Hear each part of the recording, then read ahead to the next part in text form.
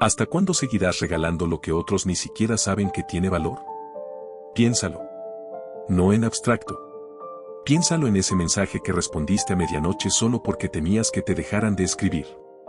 En ese favor que aceptaste aunque ya no tenías tiempo ni energía. En esa sonrisa que fingiste para no incomodar. En esa verdad que callaste para no perder la paz de una relación superficial. ¿Cuántas veces has entregado lo mejor de ti a quien ni siquiera notó que lo hiciste? Vivimos en un mundo donde se nos enseña a ser útiles, a complacer, a adaptarnos, a hacer lo que sea necesario para caer bien, para mantener el trabajo, para no perder el amor. Pero nadie nos enseña a proteger lo que somos. Nadie nos dice que hay un límite entre dar con generosidad y darte en pedazos. Y ese límite, precisamente, es donde empieza tu valor real. Porque venderse barato no es humildad. No es nobleza. No es amor. Es una forma disfrazada de desprecio hacia uno mismo. Es actuar como si tu tiempo, tu energía, tu atención, tu silencio, tu presencia, fueran intercambiables, descartables, prescindibles. Y no lo son. Nada de eso lo es. Imagina por un momento que tu vida fuera un mercado. No metafórico. Literal. Un lugar donde cada decisión, cada palabra, cada gesto tiene un precio. Algunos ofrecen su lealtad por una palabra de aprobación. Otros su silencio por la ilusión de paz. Otros su talento por una palmada en la espalda que nunca llega. ¿Y tú, qué has estado aceptando a cambio de lo que eres? Lo más triste no es que te ofrezcan poco. Lo más triste es que tú aceptes. Que digas, bueno, al menos es algo. Que creas que si no te regalas, nadie te querrá. Que si no te doblegas, te dejarán. Que si no aplaudes lo que no crees, perderás tu lugar. Esa creencia es la raíz de la desvalorización. Y es tan antigua como el ser humano. Pero aquí está la verdad incómoda, nadie te valorará más de lo que tú te valoras a ti mismo. No hay excepciones. Las personas reflejan lo que tú proyectas. Si caminas como si tu dignidad tuviera un precio de liquidación, así te tratarán. Si callas tu verdad como si fuera un pecado, otros la usarán como broma. Si vives como si merecieras migajas, te servirán migajas. Y luego te preguntarás por qué nunca estás satisfecho. ¿Por qué te sientes vacío? ¿Por qué sientes que das todo y recibes nada? El problema no es el mundo. El problema es que has olvidado tu propio estándar. Has dejado que otros lo definan por ti. Has confundido tu valor con tu utilidad. Y no son lo mismo. Tu valor no depende de lo que haces por los demás. No depende de lo ocupado que estés, de cuánto aguantes, de cuánto simules. Tu valor existe antes de cualquier acción. Está en tu mera existencia. En tu capacidad de elegir. En tu derecho a decir no. En tu derecho a existir sin tener que justificarte. Este video no es una lección sobre egoísmo. Es una invitación a la coherencia. A dejar de regalar tu esencia a quienes solo saben consumirla. A recuperar el respeto por ti mismo como acto de rebelión silenciosa. Porque venderte caro no es arrogancia. Es responsabilidad. Es reconocer que lo que llevas dentro no es mercancía común. Es raro. Es escaso. Es tuyo. Y ahora empezaremos a construir ese precio justo. No con vanidad. No con máscaras. Sino con filosofía, con psicología, con disciplina interior. Con las voces de quienes entendieron, siglos atrás, que el primer acto de libertad es negarse a ser barato. En el transcurso del video exploraremos cómo Kant nos recuerda que somos fines, no medios. Como Marco Aurelio nos enseña que la única moneda que importa es la paz interior. Como Nietzsche desenmascara la moral del esclavo que confunde sumisión con virtud. Y como la psicología moderna nos muestra por qué seguimos aceptando menos de lo que merecemos. Pero antes de llegar allí, necesitas hacer una pausa. Una pausa real. Y preguntarte, ¿qué parte de mí he estado regalando que merecía ser protegida? No busques la respuesta ahora. Solo siéntela. Déjala resonar. Porque de esa pregunta nace todo lo que viene. Y si estás dispuesto a dejar de regalarte, si estás listo para recuperar tu precio justo, entonces, sigue adelante. El valor no es negociable, la ética del yo en Kant y Marco Aurelio. Imagina que existiera una ley universal, una regla que, si todos la siguieran, el mundo sería más justo. No más feliz, no más cómodo, sino más justo. Esa fue la obsesión de Immanuel Kant, el filósofo alemán del siglo XVIII, cuya ética no se basaba en consecuencias, sino en principios. Y en medio de esa arquitectura moral, hay una idea tan simple como revolucionaria: nunca trates a un ser humano solo como un medio, sino siempre como un fin en sí mismo. ¿Qué significa eso en la vida real? Significa que cuando te usan, te reducen. Te convierten en una herramienta. Tu presencia, tu trabajo, tu afecto, tu silencio, dejan de tener valor por lo que son y pasan a valer solo por lo que producen para otro. Y cuando tú aceptas ese trato, estás participando de tu propia deshumanización. Kant no hablaba de autoestima como concepto psicológico, sino de dignidad como fundamento moral. La dignidad, decía, no se gana ni se pierde. No se negocia. No sube ni baja según el día. Es inherente al ser humano. Y por eso, nunca debe ponerse a la venta. Mucho menos regalarse. Pero aquí está el problema: en la práctica, todos los días violamos esa regla, no tanto contra los demás, sino contra nosotros mismos. ¿Cuántas veces te has dicho frases como, bueno, al menos sirvo para esto? O si no hago lo que piden, ¿no sirvo para nada? Esas frases no son humildad. Son traiciones internas. Son formas sutiles de tratarte a ti mismo como un medio, como un recurso útil para calmar el caos ajeno, para llenar el vacío de otro, para mantener la ilusión de control en una relación que ya no te respeta. Kant te diría: detente. Porque si tú no te tratas como un fin, si no reconoces que tu existencia tiene valor independiente de lo que hagas o des, nadie más lo hará. La dignidad empieza en casa. En la forma en que te hablas, en lo que toleras, en lo que reclamas, en lo que defiendes. Y ahora, contrasta eso con la voz de un emperador que gobernó el mundo más poderoso de su tiempo, y que, en sus noches solitarias, escribía para sí mismo. Marco Aurelio, el último de los llamados emperadores buenos de Roma, no escribió sus meditaciones para ser leído. Lo hizo para recordarse quién era. En medio de guerras, traiciones, enfermedades y traiciones cotidianas, se repetía una y otra vez: tu valor no está en lo que los demás piensan de ti, sino en lo que tú haces con tu mente y tu carácter. No es casualidad que un emperador necesitara ese recordatorio. Porque incluso con todo el poder visible del mundo, uno puede sentirse insignificante si permite que su autovalor dependa de la aprobación externa. Y eso es lo que Marco Aurelio combate con estoicismo práctico: la tiranía de la opinión ajena. Él escribió: te perturbas por lo que opinan los demás, pero no puedes evitar que piensen. Solo puedes gobernar tu propia alma. Esta frase no es una invitación a la indiferencia. Es una llamada a la soberanía interior. A entender que tu paz no se negocia por un cumplido, ni se pierde por una crítica injusta.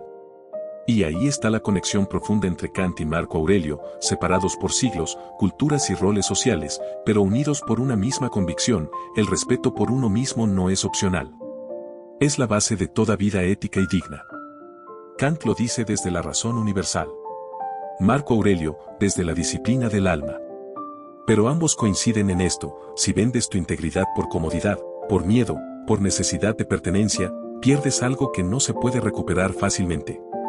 Piensa en esto: ¿qué es lo que verdaderamente pierdes cuando te regalas? No es solo tiempo o energía. Es coherencia. Es respeto propio. Es la sensación de que tu vida te pertenece. Porque cada vez que dices sí contra tu voluntad, estás firmando un contrato invisible que dice: mi límite es negociable. Y una vez que eso queda escrito en tu conducta, otros lo leerán y actuarán en consecuencia. Marco Aurelio sabía que el mundo está lleno de personas que no comprenden el valor del alma tranquila. Por eso escribió: no pierdas el resto de tu vida pensando en lo que otros hacen, ocúpate de lo que está en tu poder. Y lo que está en tu poder es esto: elegir no participar en tu propia devaluación. ¿Cómo se hace eso en la práctica? No con arrogancia. No con muros. Sino con claridad. Con frases como: esto no es para mí. No puedo hacer eso y seguir respetándome. Mi presencia tiene condiciones, no es ilimitada. Estas no son declaraciones de guerra. Son actos de autodefensa moral. Kant diría que cada vez que te niegas a ser usado, estás afirmando la humanidad en ti y en el otro. Porque al poner un límite, no solo te proteges, también le recuerdas al otro que también es más que sus impulsos, sus demandas, sus necesidades inmediatas. Y Marco Aurelio añadiría, no te enojes con quien no sabe lo que hace. Pero no permitas que su ignorancia defina tu valor. Porque venderse caro no es exigir admiración. Es exigir congruencia. Es vivir de modo que tus acciones reflejen la convicción de que mereces respeto, no porque seas perfecto, sino porque eres humano. Y si Kant y un emperador romano coinciden en esto, tal vez valga la pena escucharlos. La próxima vez que sientas la tentación de regalarte, por miedo, por hábito, por cansancio, hazte esta pregunta, ¿estoy actuando como un fin o como un medio? Porque en esa respuesta está tu precio. El precio de la desvalorización, psicología del sí automático. Decir sí cuando quieres decir no no es amabilidad.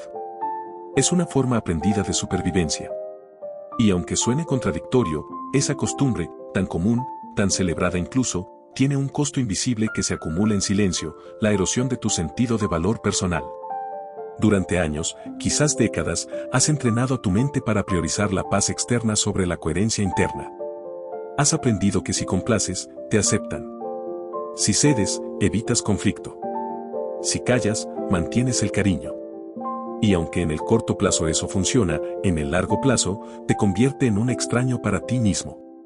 La psicología moderna llama a este patrón comportamiento complaciente o autosacrificio relacional. Pero en el fondo, es más simple, es la creencia de que tu valor depende de lo útil que seas para los demás. Y esa creencia no nace en la adultez. Nace mucho antes. John Bowlby, el fundador de la teoría del apego, observó algo crucial: desde que somos niños, buscamos conexión como necesidad biológica. Pero si esa conexión depende de que seamos buenos, callados, fáciles, aprendemos a suprimir nuestras necesidades reales para mantener el vínculo. Así, el sí automático no es debilidad. Es una estrategia adaptativa. El problema es que, en la adultez, ya no necesitas sobrevivir al abandono, pero tu cuerpo y tu mente siguen actuando como si sí. Y ahí comienza la desconexión. Porque cada vez que dices sí sin querer, tu cerebro registra un mensaje sutil pero poderoso: lo que tú quieres no es importante. Repite eso cientos de veces y terminarás creyendo que tu deseo no merece espacio. William James, uno de los padres de la psicología moderna, formuló una ecuación sorprendentemente simple sobre la autoestima. Autoestima igual a éxitos / pretensiones. A primera vista, parece fría.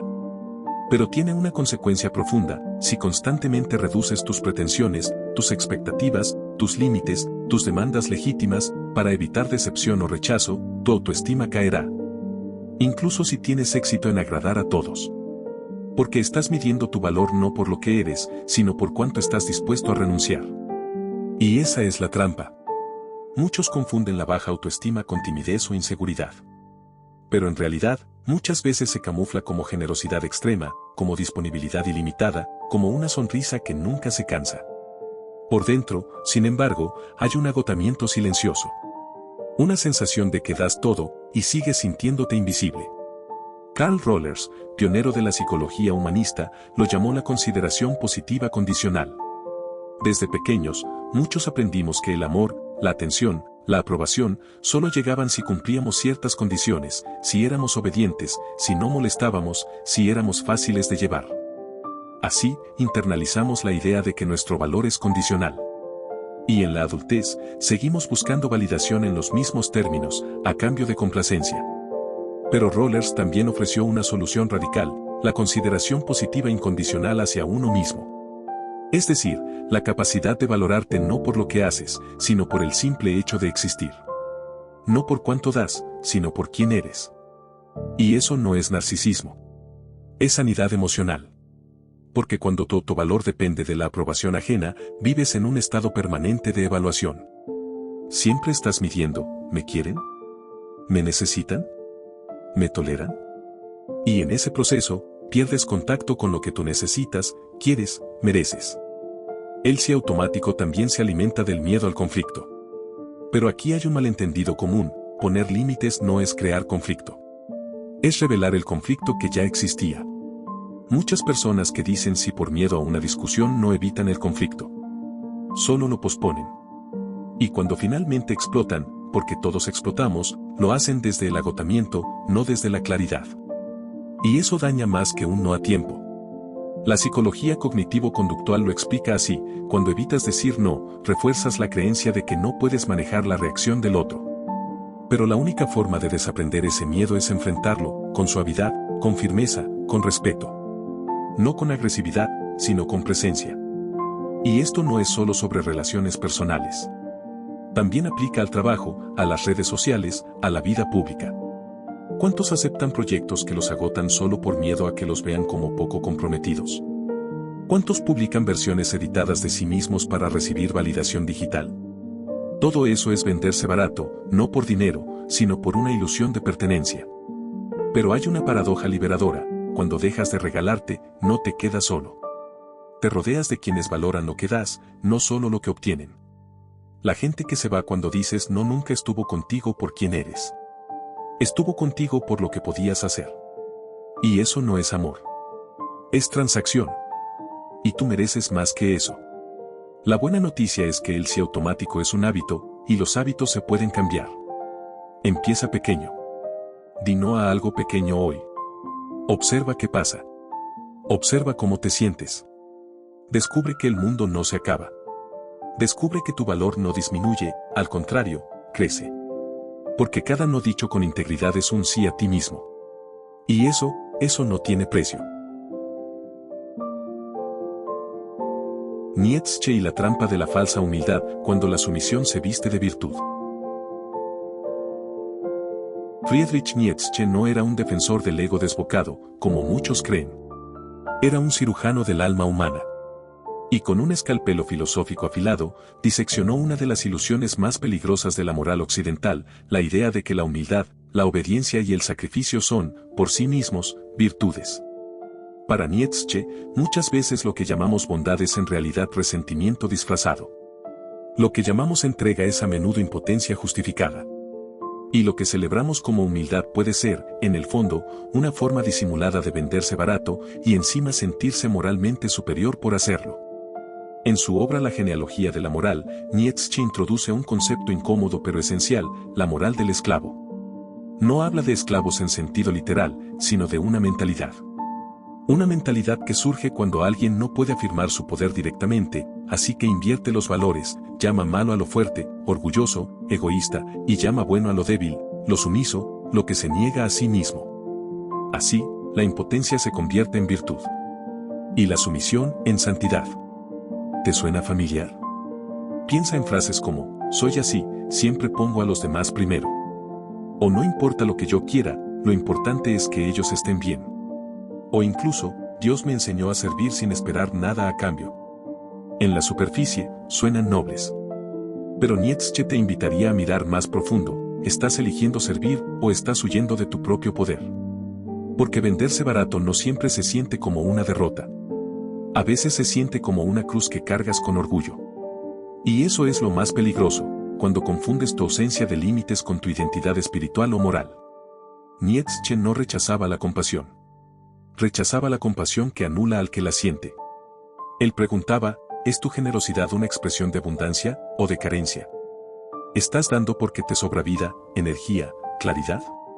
¿O estás dando porque esperas que eso te redima, te haga digno, te salve del abandono?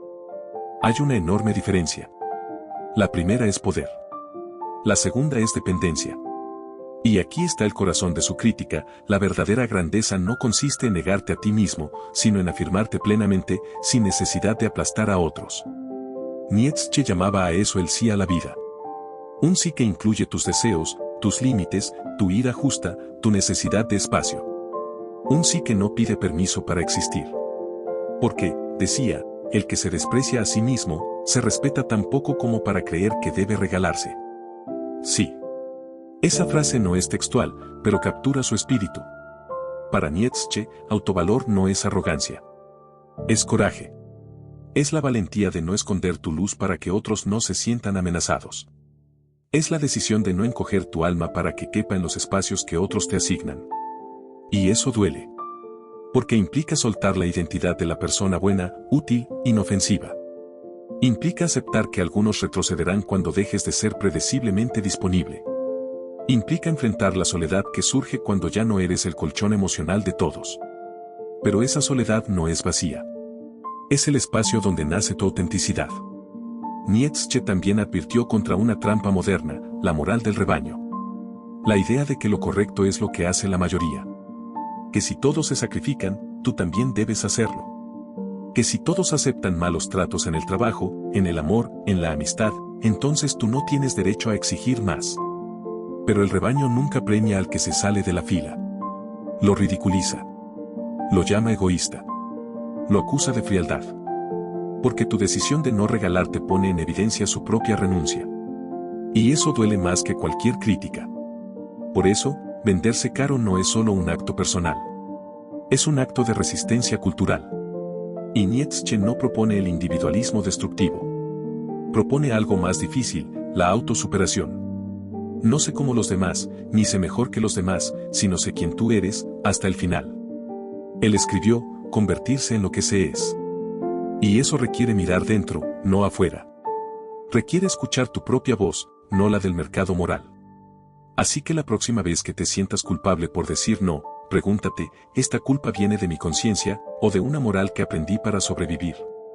¿Estoy callando mi verdad porque es lo correcto, o porque temo ser juzgado? Porque Nietzsche sabía algo que pocos admiten, la verdadera humildad no es negarte. Es reconocer tu valor sin necesidad de probarlo. Y eso no se regala. Se protege. Se cultiva. Se afirma. Porque tú no estás aquí para ser útil. Estás aquí para ser pleno. Y nada pleno se ofrece por menos de lo que vale. Spinoza y la libertad del que conoce su valor, deseo, razón y la fuerza de existir. Imagina por un momento que tu valor no fuera algo que debes defender, sino algo que simplemente es. No una posesión, sino una expresión. No un logro, sino una consecuencia natural de vivir según tu propia naturaleza. Esa fue la visión radical de Baruch Spinoza, el filósofo del siglo XVII cuyo pensamiento fusiona lógica, ética y una profunda comprensión de las emociones humanas. Spinoza no hablaba de autoestima como la entendemos hoy. Hablaba de conatus, la tendencia innata de cada ser a perseverar en su ser. Cada piedra, cada planta, cada animal, y sobre todo cada ser humano, posee esta fuerza interna, el impulso de existir, de crecer, de expresar lo que es. Para Spinoza, vivir bien no es seguir reglas externas, sino entender y alinear tus deseos con tu naturaleza racional. Y aquí está lo revolucionario, para Spinoza, el valor personal no se gana ni se pierde. Simplemente se revela cuando actúas con conocimiento, no con pasión ciega. Él distinguía entre dos tipos de emociones, las que nacen de la afectación pasiva, cuando eres movido por fuerzas externas, como el miedo, la vergüenza o la necesidad de aprobación, y las que nacen de la afectación activa. Cuando actúas desde tu propia comprensión, desde tu razón, desde tu deseo auténtico. Venderte barato, según Spinoza, no es un error moral. Es un error ontológico. Es actuar desde la pasividad. Es permitir que el deseo ajeno, de control, de comodidad, de uso, defina tu conducta.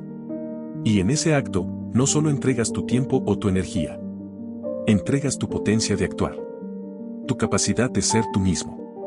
Porque, decía Spinoza, la libertad no es hacer lo que quieres, sino entender por qué quieres lo que quieres. Piensa en esto, cuando dices sí por miedo al rechazo, no estás eligiendo libremente. Estás siendo movido por una pasión. Cuando callas tu verdad para evitar un conflicto, no estás en paz. Estás en sumisión. Y la sumisión, incluso cuando se disfraza de generosidad, reduce tu potencia de existir. Spinoza no condenaba las emociones. Al contrario. Las estudiaba con rigor matemático, casi como si fueran ecuaciones del alma. Pero insistía, si no entiendes tus emociones, ellas te gobiernan. Y si te gobiernan, no eres libre. Y si no eres libre, no puedes expresar tu valor pleno. Entonces, ¿cómo se recupera esa libertad? No con represión. No con moralina. Sino con conocimiento.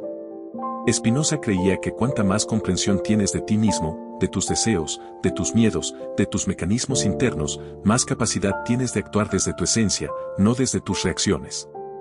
Por ejemplo, si comprendes que tu necesidad de aprobación viene de una herida antigua, ya no actúas desde esa necesidad como si fuera una verdad absoluta. La ves como una causa. Y al verla, puedes elegir otra respuesta. No por deber, sino por claridad. Esa es la vida guiada por la razón que Spinoza propone. No una vida fría, sino una vida iluminada. Una vida donde tus acciones surgen no del pánico, sino de la comprensión. Donde tú no es hostil, sino coherente. Donde tú sí no es negociado, sino elegido. Y aquí hay una idea hermosa y liberadora. Para Spinoza, amarte a ti mismo no es egoísmo. Es la condición necesaria para amar bien a los demás. Porque solo quien actúa desde su potencia, desde su conatus pleno, puede relacionarse sin necesidad, sin dependencia, sin resentimiento. Solo quien se respeta puede ofrecer un amor que no consume, sino que libera. Venderse barato, en cambio, es una forma de autoanulación. Es actuar como si tu existencia fuera un favor que haces al mundo, en lugar de un derecho que ejerces. Pero Spinoza te recuerda, tú no estás en el mundo. Tú eres el mundo expresándose a través de una forma humana. Y por eso, mereces espacio. Mereces voz. Mereces límites. Él también decía algo que suena casi místico, pero es profundamente práctico: la alegría es el paso a una mayor perfección. No la alegría superficial, sino la alegría que surge cuando actúas en armonía contigo mismo. Cuando dices lo que piensas. Cuando defiendes lo que amas. Cuando te niegas a participar en tu propia desvalorización. Esa alegría no depende de los demás. Depende de tu coherencia. Así que, la próxima vez que te sientas tentado a regalarte, pregúntate, ¿esta acción aumenta o disminuye mi potencia de existir? No es una pregunta metafísica. Es una brújula. Si después de decir si te sientes más pequeño, más vacío, más distante de ti mismo, entonces no estás amando. Estás cediendo. Y ceder no es lo mismo que dar. Spinoza no te pide que seas invulnerable. Te pide que seas consciente. Porque la conciencia es el primer acto de libertad. Y en un mundo que valora la disponibilidad sobre la integridad, elegir tu potencia es un acto revolucionario. Porque tú no estás aquí para ajustarte. Estás aquí para existir, plenamente, claramente, sin pedir permiso por ocupar el espacio que te corresponde. Y eso no se negocia. Se vive. Venderse caro en la vida real: límites, lenguaje y presencia. Hasta ahora, hemos recorrido las grandes ideas: la dignidad kantiana, la disciplina estoica de Marco Aurelio, la psicología del sí automático, la crítica de Nietzsche a la falsa humildad y la ética racional de Spinoza. Pero la filosofía no sirve si no se encarna. La verdadera prueba de tu valor no está en lo que piensas, sino en lo que haces cuando nadie te está mirando, y sobre todo, cuando alguien te presiona para que cedas. Venderse caro no es una postura. Es una práctica cotidiana. Y se construye con pequeñas decisiones repetidas, en cómo respondes a un mensaje, en que toleras en una conversación, en cómo te presentas al mundo, incluso en el silencio que eliges guardar. Comencemos por los límites. Muchos piensan que poner límites es una forma de cerrarse. Pero en realidad, es una forma de abrirse a las relaciones correctas. Un límite no es un muro. Es una puerta con cerradura. Y solo dejas entrar a quienes respetan que esa puerta existe.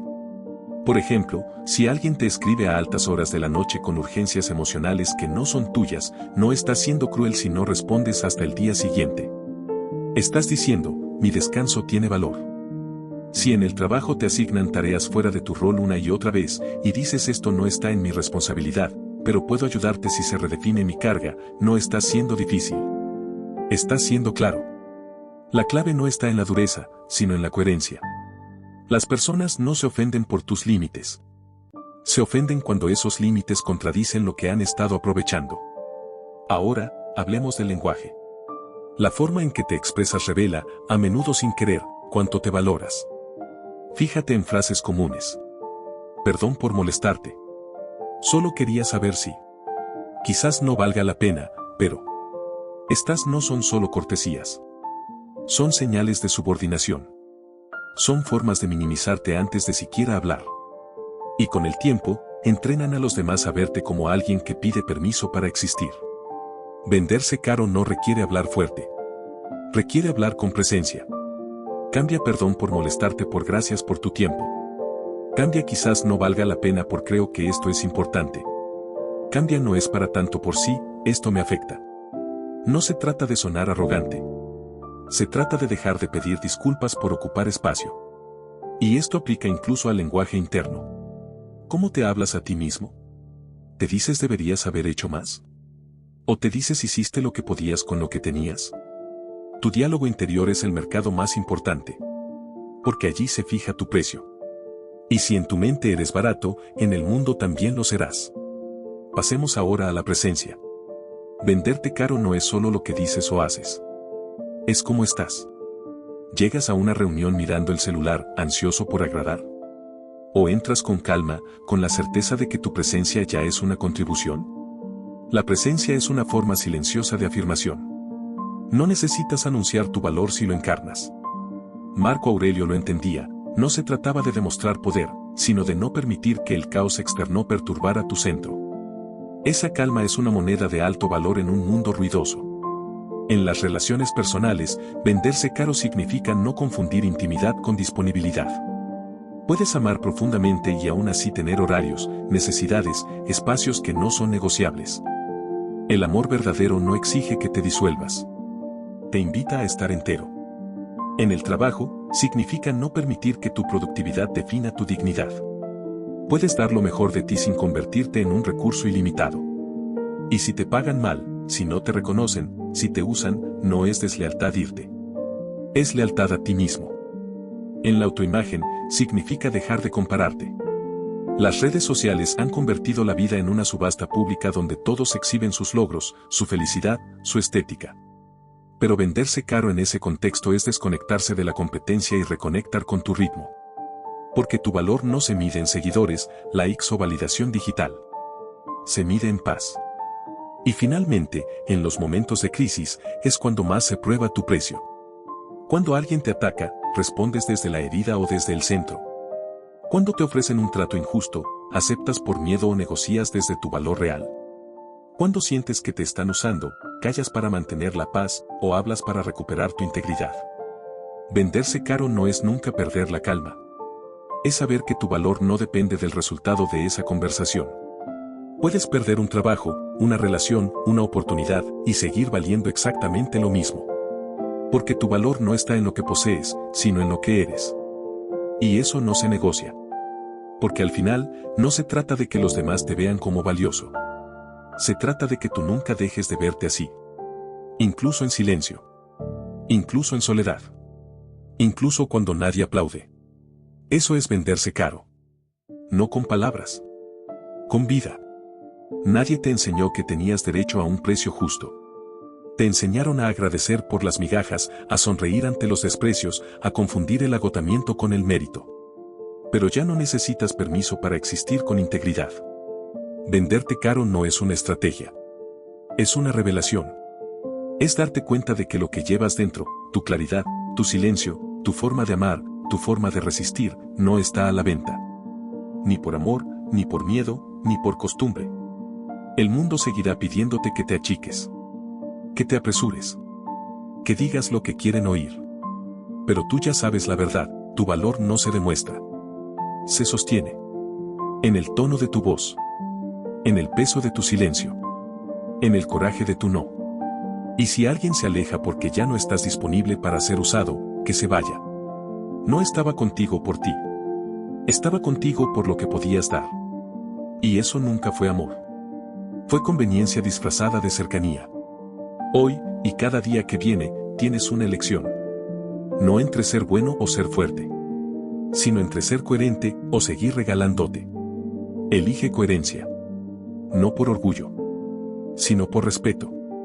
Por lealtad a esa parte de ti que nunca pidió ser barata, solo quería ser vista. Porque al final, no se trata de que el mundo te pague lo que vales. Se trata de que tú nunca dejes de saberlo.